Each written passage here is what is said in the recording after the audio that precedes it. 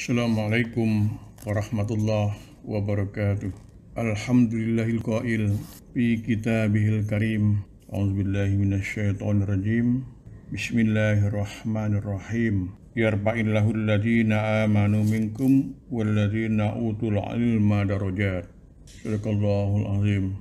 Wassalatu wassalamu ala Muhammadin wa ala alihi wa sahbihi ajmain. Amma ba'd. Para pemirsa, para pendengar, hadirin wal hadirat, saimin dan saimat yang berbahagia. Dalam waktu yang hampir bersamaan, kita memperingati dua hari besar. Pertama, Hari Pendidikan Nasional. Kedua, Milad atau hari lahirnya Pemuda Muhammadiyah, salah satu organisasi otonom di dalam lingkungan Muhammadiyah. Mudah-mudahan ini akan membuahkan hasil yang baik atau keberkahan bagi kita semua di tengah-tengah kita melaksanakan ibadah puasa Ramadan tahun 1441 Hijriah tahun ini. Hadirin para pendengar yang berbahagia, iman dan ilmu merupakan dua aspek yang saling menguatkan posisi manusia, baik di kalangan manusia itu sendiri maupun di sisi Allah. Untuk memahami dua aspek tersebut, kiranya terlebih dahulu perlu merunut makna yang terkandung di dalamnya. Menurut ulama salaf, dalam hal ini termasuk Imam Ahmad, Imam Malik, dan Imam Syafi'i, mengartikan imam adalah iqtisadul bil janadi wa nutqul bil lisani wa amrun bil arkan. Sesuatu yang diyakini dalam hati, diucapkan dengan lisan, dan diamalkan dengan anggota tubuh.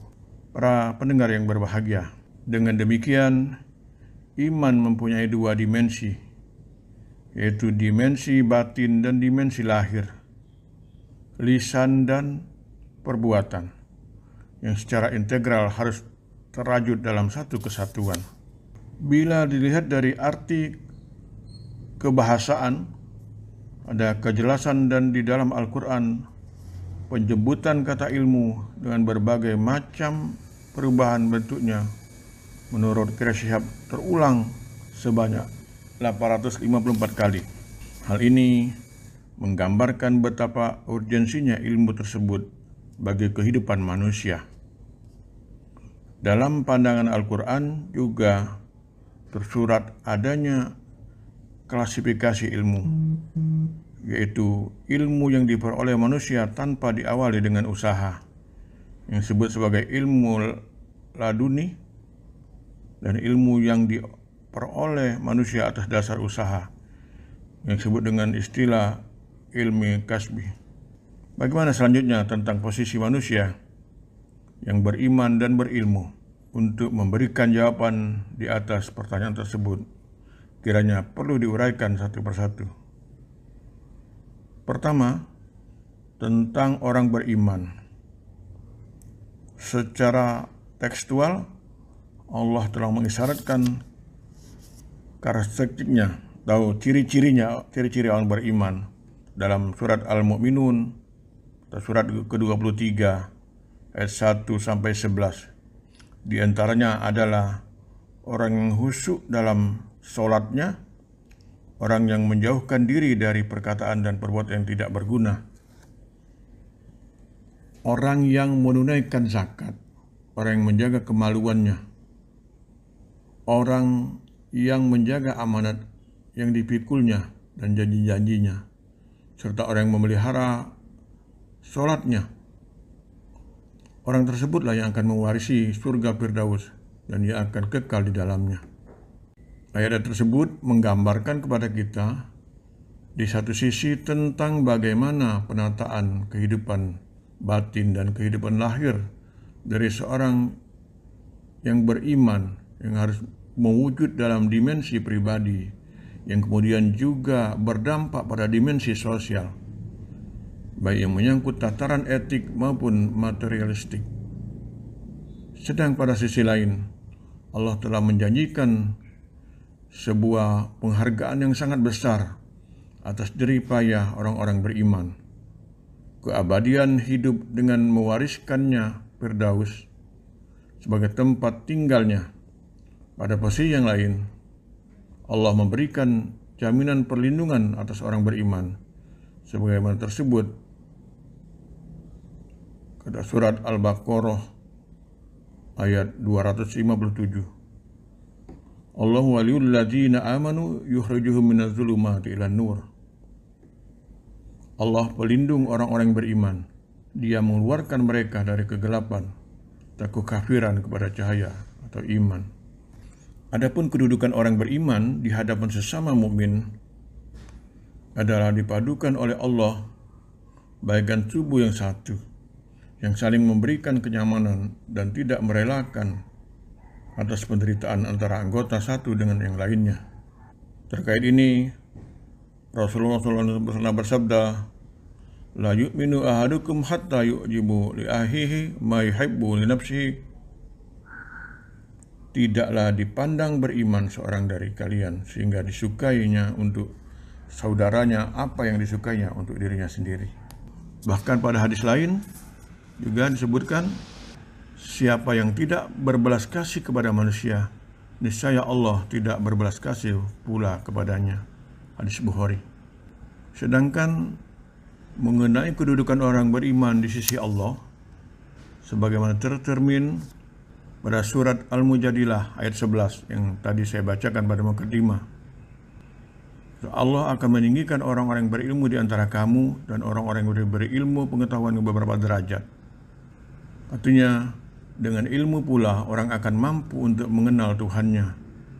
Ini disinyalir dalam surat Al-Fatir ayat 28.